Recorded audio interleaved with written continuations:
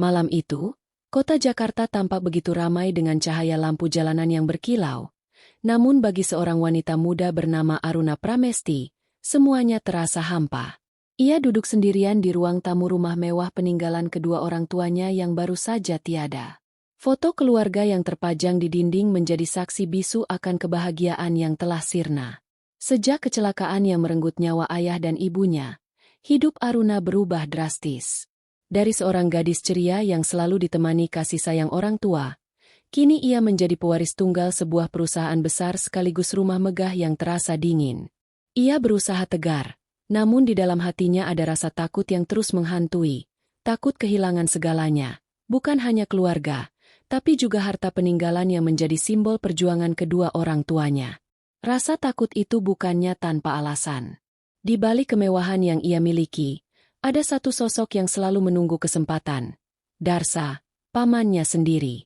Lelaki berusia 50-an itu dikenal licik, serakah, dan tak pernah benar-benar peduli pada keluarganya.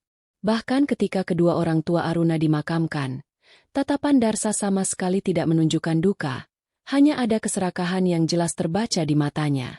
Tak lama kemudian, seorang pengacara keluarga datang membawa kabar mengejutkan. Seluruh harta dan perusahaan hanya akan diwariskan kepada Aruna jika ia sudah menikah. Jika tidak, maka sesuai surat wasiat, harta itu jatuh ke tangan Darsa. Mendengar itu, tubuh Aruna seketika lemas. Ia masih terlalu muda, bahkan belum terpikir untuk menikah. Ia takut jika pernikahan dipaksakan, ia hanya akan menjadi korban dari pria-pria yang ingin menguasai hartanya. Namun di sisi lain, jika ia tidak segera menemukan cara, seluruh harta orang tuanya akan berpindah ke tangan pamannya yang jahat. Malam-malam berikutnya, Aruna tak bisa tidur. Ia menatap kosong ke langit-langit kamarnya, bertanya pada dirinya sendiri, apa aku harus menikah hanya demi harta? Dengan siapa? Bagaimana jika dia malah menghancurkan hidupku? Hingga suatu hari, takdir mempertemukannya dengan seorang pemuda sederhana bernama Revan. Pertemuan itu terjadi begitu biasa, namun meninggalkan kesan mendalam. Aruna melihat dengan mata kepalanya sendiri bagaimana pemuda itu dengan berani menolong seorang anak kecil dari perampasan di jalan, meski dirinya sendiri terluka.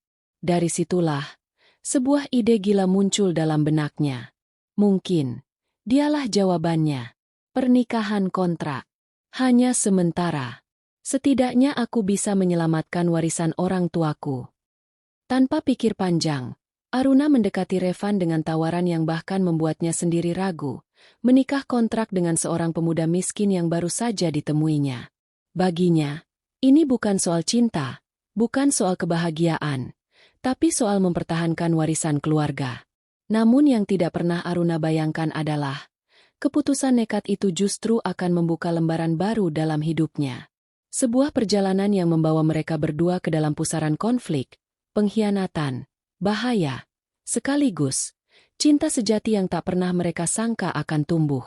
Pagi itu, Aruna duduk di ruang kerja pribadinya. Di meja kaca besar, berjejer dokumen perusahaan dan surat wasiat orang tuanya. Ia membaca berulang kali kalimat yang seolah mengikat hidupnya. Seluruh aset akan diwariskan kepada putri kami, Aruna Pramesti, jika ia telah menikah dengan sah. Aruna menghela napas panjang. Pikirannya kacau, dadanya sesak. Ia benci merasa terpojok, seakan hidupnya bukan lagi miliknya sendiri. Semua pria yang mendekatinya selama ini hanyalah sosok bermuka dua, ramah di luar, namun jelas-jelas mengincar harta. Ia tidak percaya cinta, apalagi pernikahan. Baginya, cinta hanyalah jalan masuk menuju kehancuran. Namun wajah Revan selalu muncul di benaknya sejak pertemuan pertama di jalan.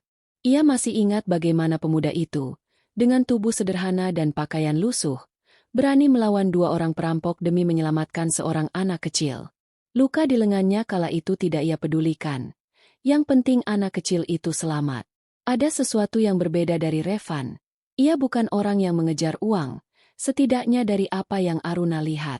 Itulah sebabnya, Aruna memberanikan diri mencari tahu lebih banyak tentang Revan. Dari orang-orang sekitar, ia mendengar bahwa Revan hanyalah pemuda biasa, hidup pas-pasan, dan bekerja serabutan demi menghidupi ibunya yang sakit di kampung. Hari itu, Aruna memutuskan untuk menemuinya. Ia meminta sopir pribadinya mengantar ke sebuah warung kopi sederhana di pinggir jalan, tempat Revan biasanya membantu pemilik warung. Ketika Revan melihat mobil mewah berhenti, ia tak menyangka wanita cantik bergaun elegan itu turun dan menghampirinya. "Maaf, kamu Revan, kan?" Suara Aruna terdengar lembut namun tegas. Revan yang terkejut hanya bisa mengangguk. "Iya, saya Revan. Ada yang bisa saya bantu?" Aruna menatapnya dalam-dalam, lalu berkata, "Aku ingin bicara empat mata denganmu. Ini penting." Mereka pun duduk berhadapan di sudut warung. Revan merasa canggung, sementara Aruna mencoba menyusun kata-kata. Setelah beberapa saat, ia akhirnya bicara. "Aku akan langsung saja. Revan, aku ingin kamu menikah denganku." Revan hampir tersedak kopi yang baru saja diminumnya. Maaf? Menikah?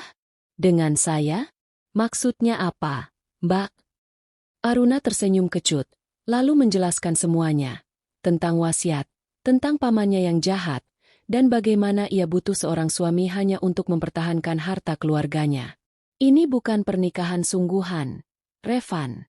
Aku menyebutnya pernikahan kontrak. Hanya sementara. Setelah setahun, kita bisa bercerai. Kau akan kuberi rumah, uang, dan kehidupan yang lebih layak.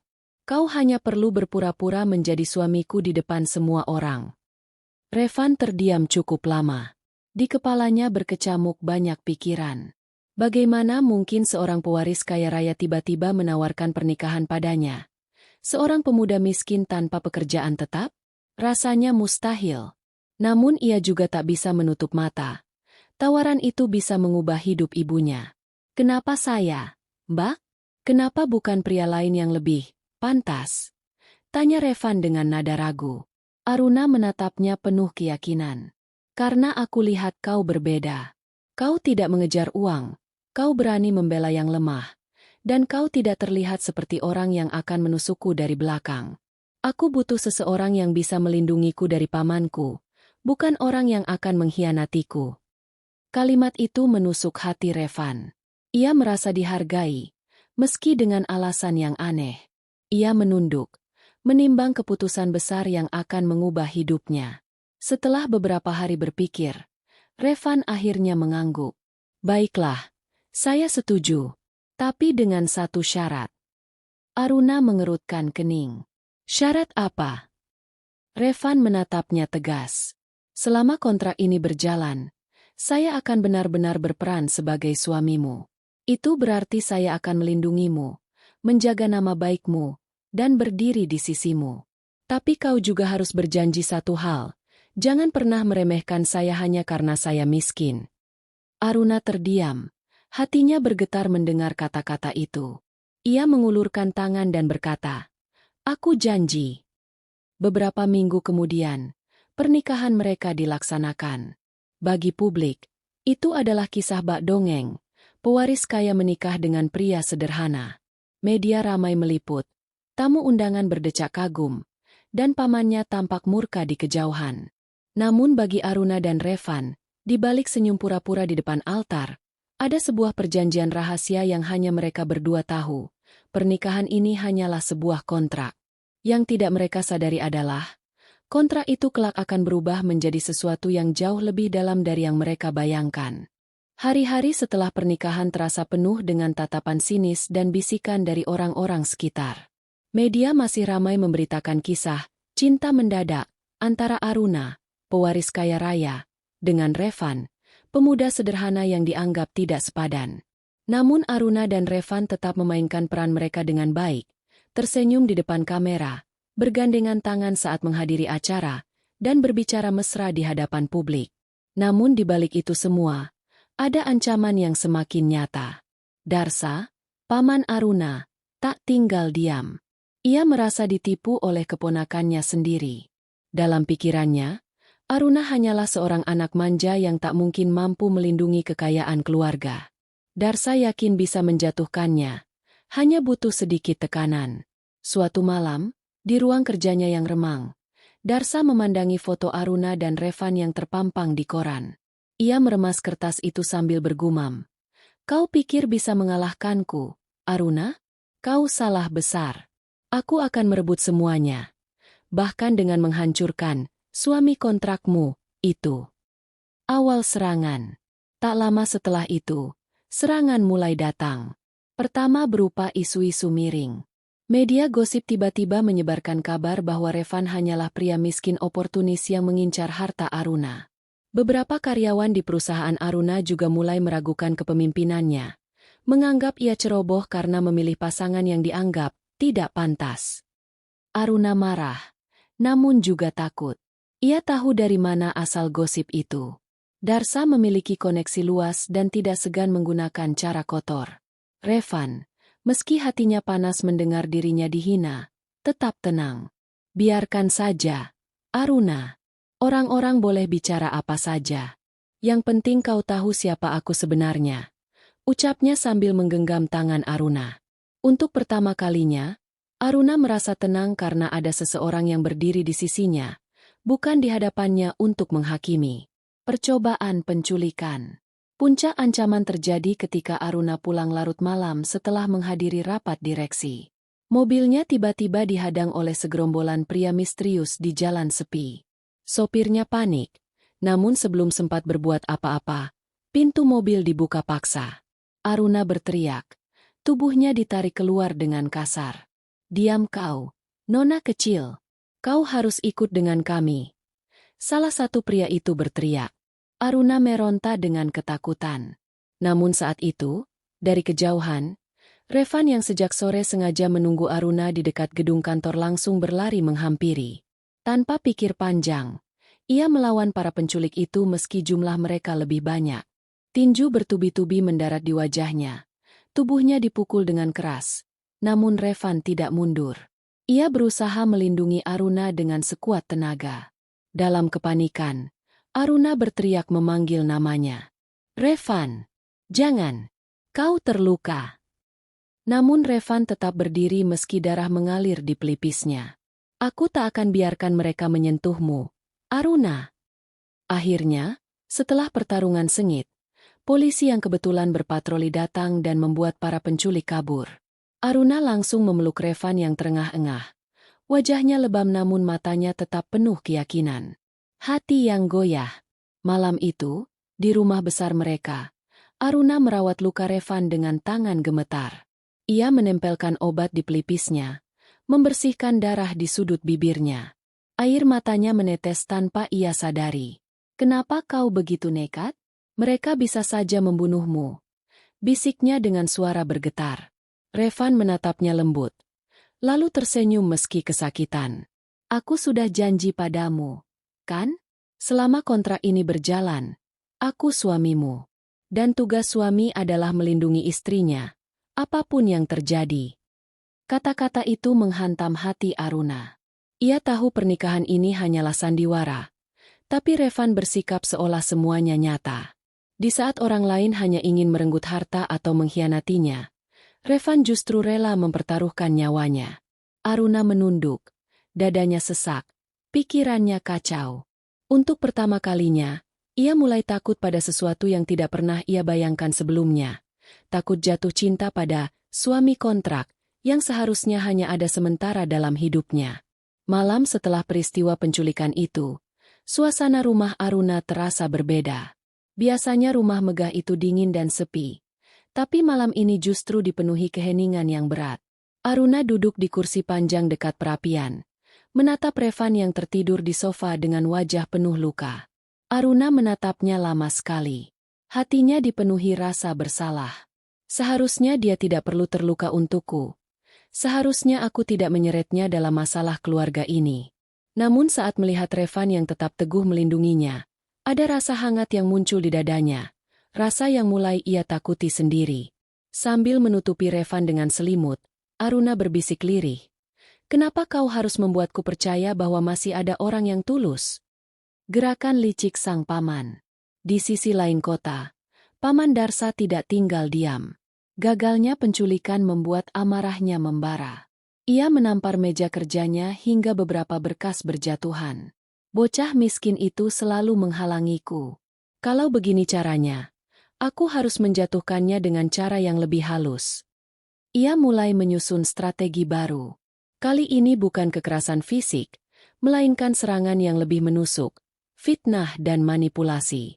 Dengan koneksi di perusahaan, ia menyebarkan isu bahwa Revan adalah dalang dari penculikan itu sendiri, seolah-olah semua direncanakan agar Aruna semakin percaya padanya. Tak hanya itu, Darsa menyuap beberapa pejabat perusahaan untuk mengatakan bahwa Revan sering mencampuri urusan bisnis, padahal Revan sama sekali tidak tahu menahu soal itu. Perlahan, bayangan kecurigaan mulai diarahkan kepadanya. Pertemuan dengan pengacara. Beberapa hari kemudian, Aruna dipanggil oleh pengacara keluarga. Dengan wajah serius, sang pengacara berkata, "Nona Aruna, saya mendapat laporan bahwa ada keraguan tentang suami Anda. Beberapa pihak menyebutkan ia mungkin hanya memanfaatkan posisi Anda. Jika isu ini terus berkembang, warisan bisa saja digugat kembali oleh Pak Darsa." Aruna terdiam, wajahnya memucat. Ia tahu itu hanyalah permainan pamannya. Namun di depan hukum, gosip bisa berubah menjadi senjata mematikan. Saat ia kembali ke rumah, Revan yang sudah membaik melihat raut wajah Aruna yang muram. "Ada apa? Kau terlihat sangat lelah." Aruna menutup wajahnya dengan kedua tangan. Air matanya nyaris jatuh, namun ia menahannya. "Revan, pamanku mencoba membuat orang percaya bahwa kaulah biang kerok semua ini. Bahwa aku salah memilih suami." Revan menarik napas dalam, lalu mendekat. Dengan tenang ia berkata, "Biarkan saja mereka bicara. Kita akan buktikan kebenaran lewat perbuatan, bukan kata-kata. Aku tak peduli mereka menghinaku, asalkan kau percaya padaku." Mendengar itu, air mata Aruna benar-benar jatuh. Ia tidak ingat kapan terakhir kali ada seseorang yang begitu yakin membelanya. Revan menunjukkan sikap tegas. Beberapa hari setelahnya, Darsa dengan angkuh datang ke rumah Aruna. Dengan senyum licik, ia mencoba mengintimidasi keponakannya. "Aruna, lepaskan saja anak miskin itu. Kau masih muda, masih bisa memilih pria yang lebih pantas. Kau tahu, warisan itu seharusnya jatuh ke tangan yang benar-benar berpengalaman. Kau tidak akan sanggup mengurusnya." Aruna hendak menjawab, namun Revan maju selangkah, menatap Darsa dengan sorot mata tajam. "Pak Darsa, kalau tujuan Anda datang ke sini hanya untuk meremehkan istri saya, sebaiknya Anda pergi sekarang. Saya mungkin bukan siapa-siapa, tapi saya tidak akan biarkan siapapun, termasuk Anda, menyakiti Aruna, baik dengan kata-kata maupun perbuatan." Untuk sesaat, Darsa terdiam. Ia tidak menyangka pemuda sederhana itu berani menantangnya langsung. Namun kemudian ia tersenyum sinis.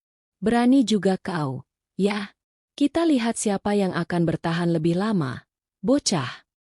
Ia pun pergi, meninggalkan aura ancaman yang menusuk. Aruna yang menyaksikan semuanya merasa dadanya bergetar. Kata-kata Revan membuatnya sadar bahwa pria itu bukan sekadar peran dalam sandiwara. Ia benar-benar berdiri sebagai suami, sebagai pelindung, meski kontrak mereka mengatakan sebaliknya. Malam itu, ketika hanya ada mereka berdua di ruang tamu, Aruna memberanikan diri untuk berkata, "Revan, terima kasih. Aku tidak tahu apa jadinya kalau kau tidak ada." Revan tersenyum kecil, lalu menjawab, "Aku sudah bilang, selama kontrak ini berjalan, aku suamimu. Itu artinya aku akan selalu ada untukmu." Aruna terdiam lama. Jantungnya berdetak kencang. Kenapa rasanya aku ingin kontrak ini tidak pernah berakhir? Hari-hari setelah konfrontasi dengan Paman Darsa terasa berbeda. Rumah besar yang dulu hampa kini perlahan terasa hangat. Revan yang sebelumnya canggung mulai terbiasa dengan peran barunya sebagai suami Aruna. Ia bangun lebih pagi dari biasanya, menyiapkan sarapan sederhana untuk mereka berdua. Walau seringkali Aruna hanya tersenyum geli melihat hasil masakannya yang jauh dari kata sempurna. Suatu pagi, Revan membawa 2 gelas teh hangat ke meja makan. "Aku tidak pandai membuat teh, tapi semoga ini bisa menghangatkan pagi kita," ucapnya sambil menggaruk kepala. Aruna menatap teh itu, lalu menatap Revan. Ada sesuatu yang membuat dadanya bergetar. Kesederhanaan. Di tengah semua kemewahan yang ia miliki, justru hal kecil seperti ini terasa begitu berharga. Terima kasih, Revan. Ucapnya pelan. Momen kebersamaan. Hari demi hari, mereka mulai menemukan ritme kebersamaan. Aruna yang biasanya sibuk di kantor, kini kerap ditemani Revan ketika pulang larut malam. Revan tidak pernah mengeluh, meski harus menunggu berjam-jam di parkiran. Ia hanya berkata, "Aku lebih tenang kalau pulang bersamamu." Ada juga saat-saat kecil yang membuat Aruna semakin dekat dengannya. Seperti ketika lampu rumah tiba-tiba padam, Revan sigap memperbaikinya dengan tangan terampil. Atau ketika Aruna jatuh sakit karena kelelahan, Revan dengan sabar menjaganya semalaman, mengganti handuk di dahinya, bahkan menolak tidur demi memastikan ia baik-baik saja. Dalam diam, Aruna mulai merasakan sesuatu yang tak bisa ia bantah. Mengapa pria ini begitu tulus padahal semua ini hanya kontrak? Bukankah seharusnya ia hanya berpura-pura? Hati yang mulai terikat. Suatu sore, mereka duduk di taman belakang rumah. Angin berhembus pelan, membawa aroma bunga melati yang bermekaran. Revan tampak serius memandang langit yang mulai berwarna jingga. Dulu, aku sering membayangkan bagaimana rasanya hidup seperti orang-orang kaya. Tapi setelah aku berada di sini, aku sadar ternyata uang tidak bisa membeli ketenangan, katanya. Aruna menoleh. Matanya penuh tanya. Maksudmu? Revan tersenyum kecil. Kau punya segalanya, Aruna. Rumah besar, perusahaan, harta. Tapi aku tahu di balik itu semua, kau sering kesepian. Aku melihatnya di matamu. Aruna tertegun. Kata-kata itu menusuk jantungnya. Belum pernah ada yang berani menyinggung kesepiannya sedemikian jujur. Ia hanya bisa menunduk, menahan air mata yang nyaris jatuh. Ya, aku kesepian. Sejak orang tuaku pergi, rumah ini terasa kosong. Semua orang di sekelilingku hanya menginginkan hartaku, bukan aku. Revan mengulurkan tangannya, menyentuh punggung tangan Aruna dengan lembut. Kalau begitu, izinkan aku ada di sisimu. Bukan karena harta, tapi karena aku ingin kau tidak merasa sendirian lagi. Hati Aruna bergetar hebat. Jantungnya berdegup kencang hingga ia merasa seluruh tubuhnya gemetar. Itu adalah momen pertama di mana ia benar-benar ingin percaya bahwa mungkin, meski pernikahan ini dimulai dari kontrak, ada sesuatu yang nyata tumbuh di antara mereka. Tanda-tanda cinta. Sejak hari itu, Aruna mulai memperhatikan hal-hal kecil dari Revan. Cara ia tersenyum ketika berbicara, keteguhan hatinya ketika melindungi, dan kesederhanaannya yang justru membuatnya berbeda dari pria-pria kaya yang pernah mendekatinya. Sementara itu, Revan pun tak bisa menutupi hatinya. Ia tahu ini hanya pernikahan kontrak, tapi setiap kali melihat Aruna tersenyum, ada rasa bahagia yang sulit ia jelaskan. Ia mencoba menjaga jarak, menahan diri agar tidak terjebak dalam perasaan, namun semakin hari semakin sulit. Suatu malam, ketika mereka duduk menonton televisi bersama, Aruna tanpa sadar bersandar di bahu Revan. Revan kaku sejenak, namun tidak menolak. Ia hanya tersenyum samar, membiarkan Aruna tertidur di pundaknya. Malam itu, keduanya tahu, tanpa perlu mengucapkan kata-kata, bahwa ada sesuatu yang berubah dalam hati mereka. Bayangan ancaman yang masih ada. Namun kebahagiaan itu tidak bertahan lama. Darsa, yang terus mengawasi dari jauh, semakin marah melihat kedekatan mereka. Ia tahu bahwa semakin lama Revan bertahan di sisi Aruna, semakin sulit baginya merebut warisan. Dengan mata penuh kebencian, ia berbisik pada dirinya sendiri. Kalau begitu, aku harus hancurkan mereka berdua sekaligus. Kali ini dengan cara yang lebih kejam. Ancaman baru sudah menanti. Meski Aruna dan Revan masih larut dalam benih cinta yang sedang tumbuh. Beberapa minggu setelah momen di taman, ritme rumah Aruna berubah menjadi hangat namun penuh getaran halus, seperti dawai biola yang ditekan sedikit saja lalu bergetar berulang. Kebersamaan mereka yang sederhana berubah menjadi rutinitas yang menyenangkan. Sarapan bersama, Revan menjemput Aruna di depan kantor ketika cuaca hujan, dan malam-malam di mana mereka duduk berbicara sampai larut. Percakapan yang membuka pintu hati. Suatu malam, hujan turun deras. Gemuruhnya di atap rumah seperti mengiringi kata-kata yang hendak keluar dari mulut Aruna. Mereka berdua duduk di balkon. Selimut membungkus bahu mereka. Aruna menatap wajah Revan yang redup di terpal lampu taman. Ia menghela napas panjang. Lalu berkata pelan, "Revan, aku ingin tahu lebih banyak tentangmu. Tentang masa kecilmu. Tentang ibumu." Revan menoleh. Sedikit terkejut namun hatinya terasa hangat. Sejak awal ia selalu menjaga privasi. Takut statusnya sebagai suami kontrak menjadi bahan gosip atau simpati palsu. Namun melihat Aruna meminta dengan tulus, rasa aman itu mengalahkan rasa malu. "Aku dari sebuah desa kecil, Mbak. Ibuku sakit-sakitan sejak lama. Aku berhenti sekolah lebih awal untuk membantu keluarga. Aku kerja apa saja, jadi tukang ojek, bantu di bengkel, kadang jualan kecil. Semua demi ibuku supaya bisa berobat." Aruna mendengarkan setiap kata seperti menampung air di bejana kering. Setiap garis wajah Revan bercerita tentang pengorbanan yang tak ia tunjukkan pada siapapun. Hatinya meleleh. Aku tidak pernah tahu.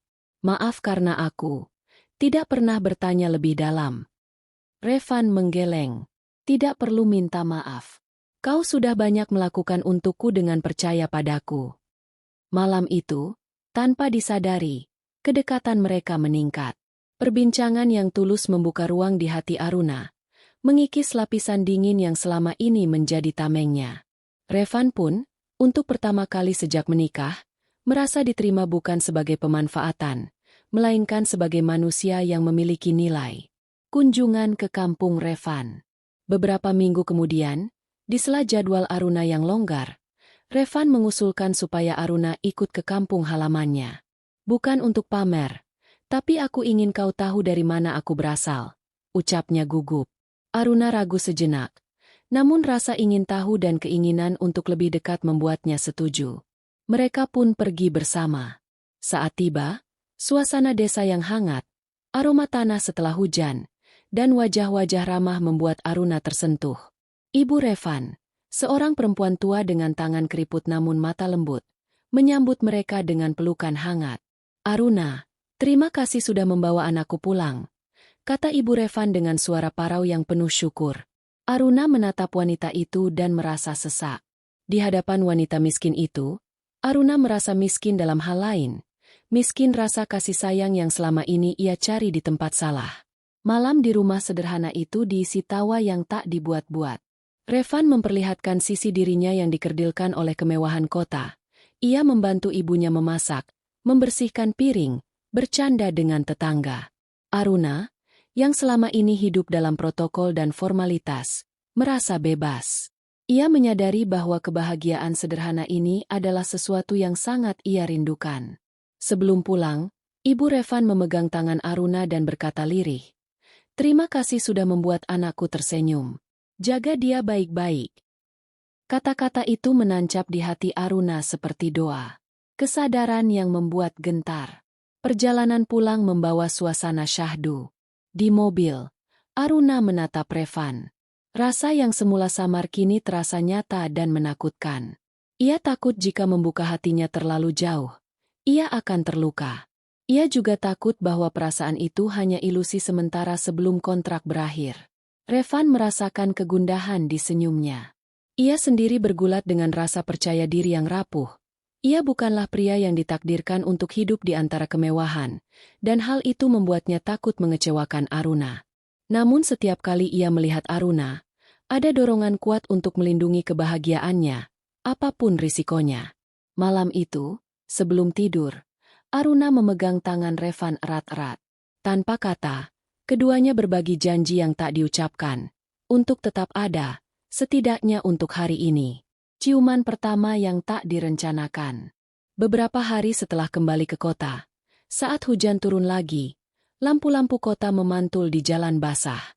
Mereka berdua berdiri di teras, membicarakan rencana perbaikan yayasan kecil yang ingin didirikan Aruna untuk membantu korban kecelakaan orang tuanya. Dalam keheningan yang hangat itu, Aruna menatap Revan, matanya berkaca-kaca. "Terima kasih sudah membuatku merasa aman." Gumamnya hampir tak terdengar. Revan mendekat, menatapnya. Ada jeda waktu yang panjang. Lalu ia mencondongkan tubuh. Ciuman itu datang lembut, penuh ketidaksiapan namun begitu jujur. Bukan ciuman yang tergesa, melainkan ciuman yang mengumpulkan keberanian dari banyak malam-malam panjang. Aruna menanggapi, bukan menolak. Di dalam ciuman itu ada pengakuan tak terbantahkan. Mereka lebih dari sekadar perjanjian. Saat melepaskan ciuman, keduanya tercengang oleh perasaan yang baru saja muncul. Bahagia, takut, dan penuh harap. Bisikan keraguan dan manuver Darsa. Namun kebahagiaan itu seperti bulan di balik awan. Indah namun mudah tertutup. Darsa melihat kedekatan mereka dari jauh melalui laporan orang kepercayaannya. Ia tidak tinggal diam. Dengan dingin, ia mulai merancang langkah berikutnya, menanamkan keraguan dan kecemburuan. Salah satu rencananya adalah menyewa seseorang untuk menyebarkan foto-foto yang dipotong-potong, menampilkan momen Aruna dan seorang pengusaha muda yang biasa hadir dalam acara gala perusahaan, dengan niat membuatnya terlihat ada hubungan antara Aruna dan pria kaya itu. Foto-foto itu akan dipublikasikan sebagai bukti bahwa Aruna selingkuh dan Revan hanyalah korban.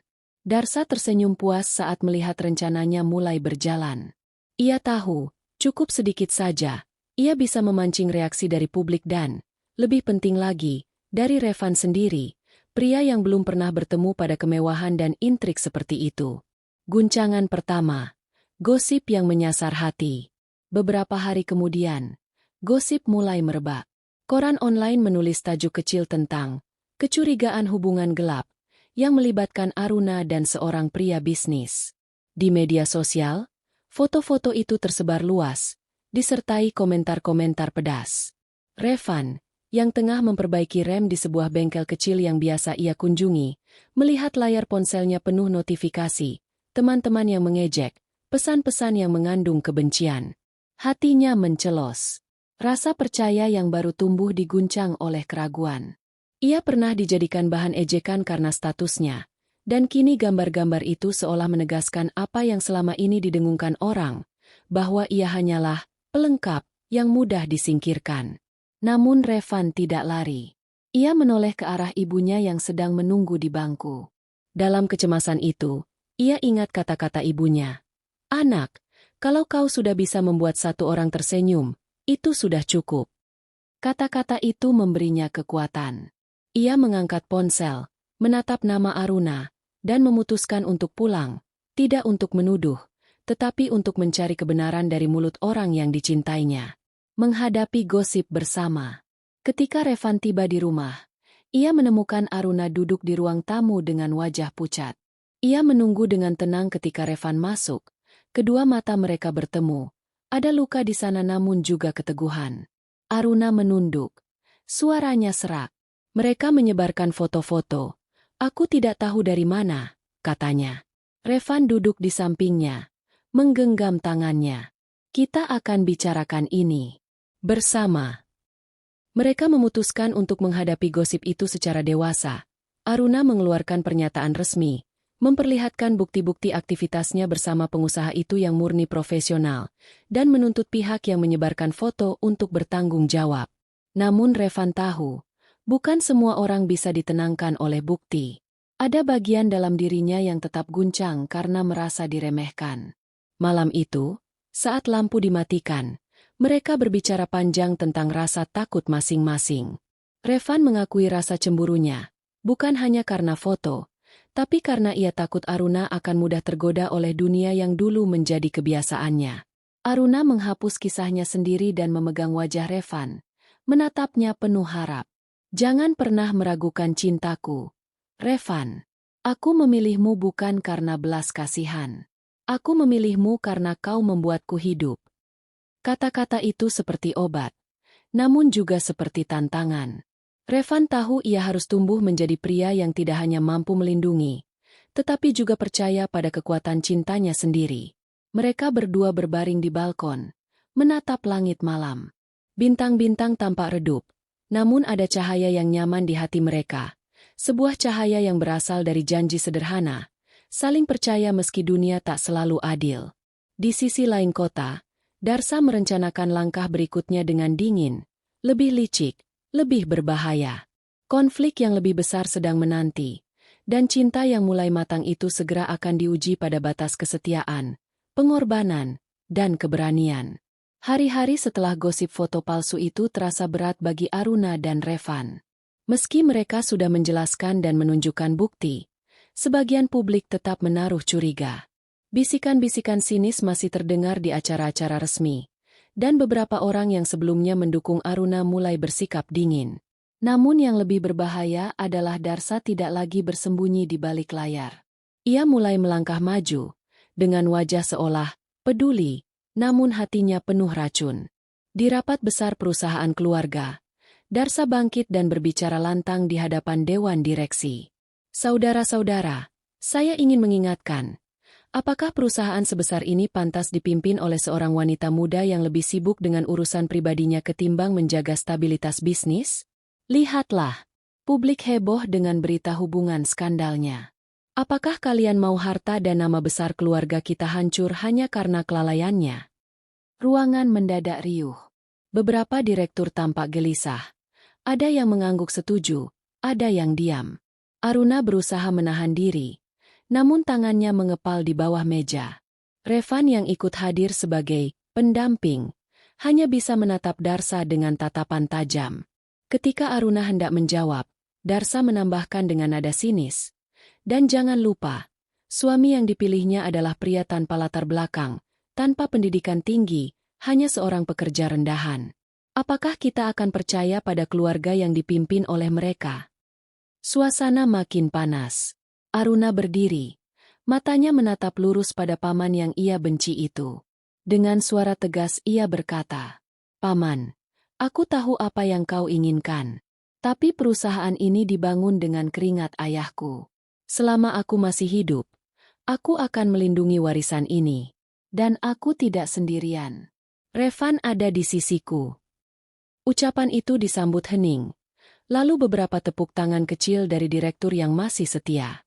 Meski rapat berakhir tanpa keputusan, jelas Darsa sedang menyusun serangan berikutnya.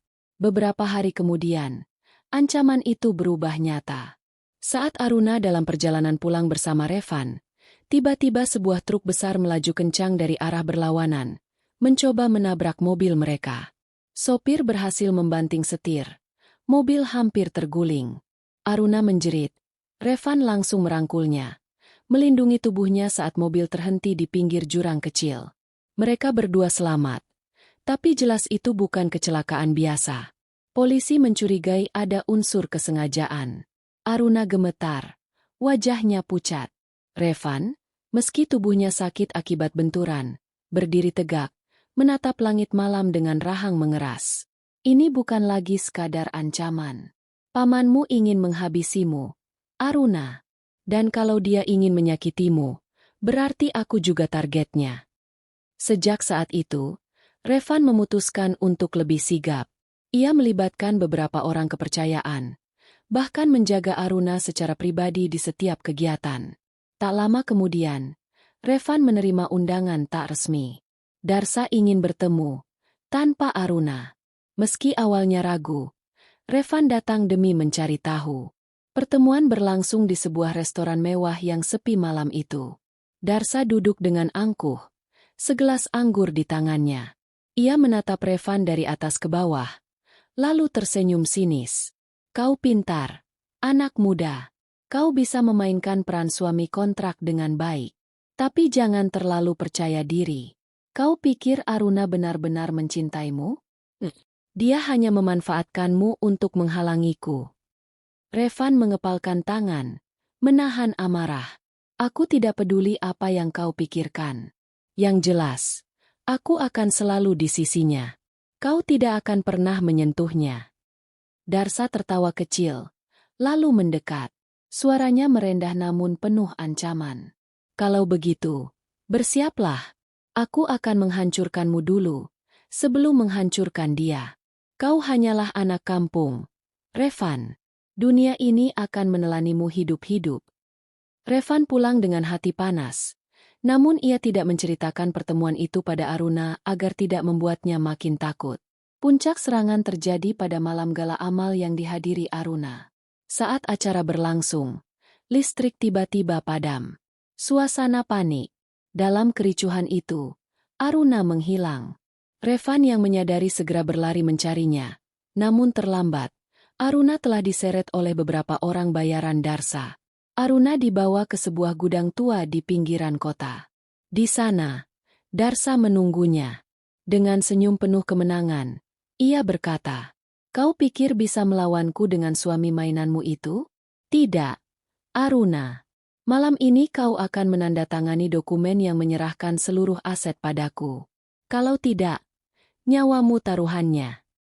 Aruna, meski ketakutan, menatap paman jahatnya itu dengan keberanian luar biasa. "Lebih baik aku mati daripada menyerahkan warisan ayahku padamu, paman." Sementara itu, Revan mati-matian mencari keberadaan Aruna. Ia melacak lewat kontaknya, bahkan menyusuri jejak kendaraan yang mencurigakan. Tubuhnya lelah, wajahnya penuh peluh, namun matanya menyala dengan satu tekad, menemukan istrinya. Akhirnya, Revan berhasil menemukan gudang tempat Aruna disekap. Dengan keberanian nekat, ia menerobos masuk, menghadapi para anak buah Darsa yang bersenjata tajam. Meski jumlahnya lebih banyak, Revan bertarung dengan tenaga dan keberanian yang tak kenal takut. Aruna, yang terikat, menjerit memanggil namanya. "Revan, awas!" Dengan luka di sekujur tubuh, Revan tetap berdiri tegak. Ia berhadapan langsung dengan Darsa. "Lepaskan Aruna, atau aku tak segan menjatuhkanmu." Darsa tertawa, "Kau berani mengancamku? Kau bukan siapa-siapa, Revan." Namun pada akhirnya, keberanian Revan mengalahkan kelicikan Darsa. Polisi yang dihubungi salah satu saksi juga tiba tepat waktu. Darsa ditangkap, meski sempat berteriak-teriak menuduh Aruna menghancurkan keluarganya. Di luar gudang, Aruna berlari memeluk Revan yang penuh luka. Air matanya bercucuran. Tangannya gemetar saat menyentuh wajah suaminya itu. "Kenapa kau begitu nekat? Kau bisa mati tadi." Revan menatapnya, tersenyum meski tubuhnya penuh sakit. "Aku sudah bilang, Aruna, aku suamimu, dan tugasku adalah melindungimu. Tapi bukan hanya karena kontrak. Aku melakukannya karena aku mencintaimu." Aruna terisak, hatinya pecah. Ia sadar, cinta itu bukan sebuah kebingungan, melainkan kenyataan. Ia mencintai Revan sepenuh hati, lebih dari harta, lebih dari status, lebih dari segalanya.